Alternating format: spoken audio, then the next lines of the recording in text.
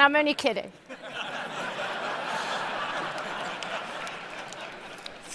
I was born here at the Florence Nightingale Hospital, inner city Joburg, Hillbrow, 1961.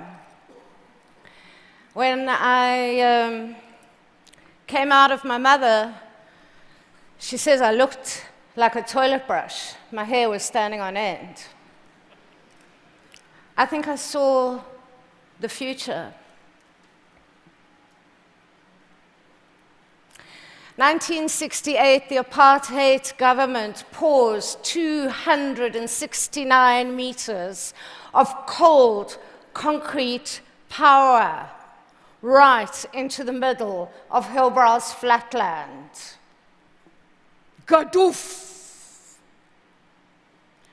Those days, Hillbrow is 80% white, mostly immigrant refugees from all over Europe. We have cafe this and cafe that. It is called very continental. My friend Herbie was a little boy then like me, and he lived in the flats opposite. He says he watched them build it 24 hours a day for 2 years until, he says, it stole the sky. Who owns your view? In those days, if you were white and you had 20 cents, you could go up the high-speed lift all the way to the top to this very fancy restaurant called Hendrick's, where you could be wined and dined, and the restaurant revolved so that you could see the view. Who owns your view? In the late 80s, during one of many states of emergency when there were bombs going off in the dustbins in Joburg, the apartheid government declared the building insecure under a piece of legislation known as the National Key Points Act, and then they shut it down, no matter which race you were running in. Couldn't go in. The other day, 2013, the building remains closed under the same draconian law. That's me. I'm knocking at the door. Knock, knock, knocking at the door. Looking at the wall. Not alone looking at the wall.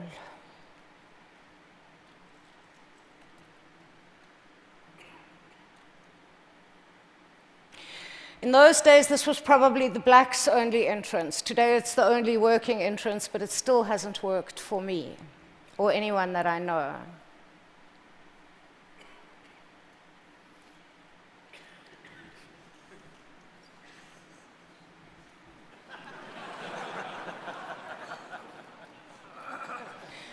The preoccupations of the powerful prophets in the streets, the preoccupations in the corridors of power.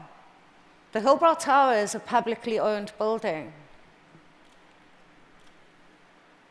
Today, Hillbrow is 80% black, and it's seriously continental. Africa, Eritrea, Ethiopia, Senegal, Dakar, Congo. Our whole future depends on this place. You have places just like this. We all have places just like this. No, I'm not showing you our tree-lined roads, our beautiful suburbs, or our grand colonial buildings. I'm showing you the face of a child who lives in Johannesburg on top of a flat and who wonders, where is wonder? Where's our wonder? The other day I heard a brilliant academic and writer in my country by the name of Ashil Mbembe at a conference, and he says, we have a crisis of imagination. Unless we do something about it, we're doomed to repeat ourselves. Hillbrow's rich with beautiful people. a lot of unemployed people.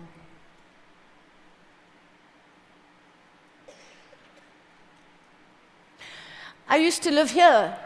This was the first house that I moved into when I left school when I was 17 years old.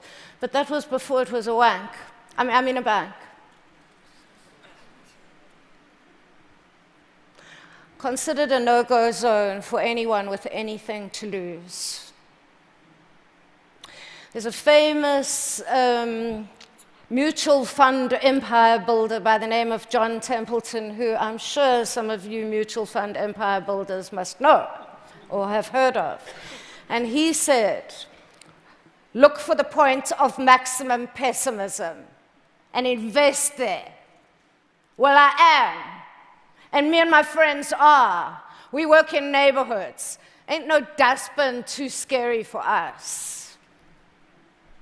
This is the project Chris was telling you about in inner city Joburg. You know, every now and then, they stop asking us to fill in forms and go to meetings, and they throw money at us because it's the World Cup, and we have to look like we're always cooking here, and they give us a fortune. So when they do, we get very lucky. We do this beautiful project with local artist Mary Sabandi, who actually lives in that building, and these are some images of her exhibition called Long Live the Dead Queen, which is about servitude and the dreams of ordinary people, which we put up on 10,000 square meters of inner city space that is normally reserved for advertising. Here is a pile of rubble next to my house. I didn't notice it for over a year. I kept driving past it. My friend Johannes, after I asked him, brought me that drawing. Sorry, I'm going back to it. See this amazing drawing? See it? Would you have given me permission to say yes? It wasn't your money. I had a little bit of money in my pocket from that World Cup. I said yes. We made the Troyville bedtime story with our friends and our neighbors in also an area of the inner city known as Troyville. People come there all the time to have their pictures taken. Some of them dress up specially. Some of them come just as they are. The story continues, and you can read about it online. The story manifests in physical space as well as on the internet. Back in Hillbrow, full of entrepreneurs. This is George Nkosi. You can go and be coached by him at 7 o'clock in the morning in Hillbrow. People do. I'm so happy we are not our governments. Fela Kuti says, we are all Nigerian. It stands to reason then, even though it's probably the most politically incorrect thing that I could say to you today, from where I come from, that we are all Americans as well. And it therefore stands to reason that you were born in Hillbrow, and that you are my kindred spirits, should you choose. For 20 years, I have lugged this presentation around from door to say, let's use the Hillbrow Tower as a canvas for public art. Let's use imagination to reinvent our city, work with the neighborhood, and do a 9-city block upgrade around the base of the tower. And for years, I have hit my head on a face brick wall of forms to fill in, and people who've said I'm mad. A month ago, I took the proposal to a woman by the name of Sharon Lewis at the Johannesburg Development Agency, fully expecting to be told, oh, you're such a romantic, you're such an idealist, Cain slew Abel. You know what happens when you have good ideas. And she said, this is incredible.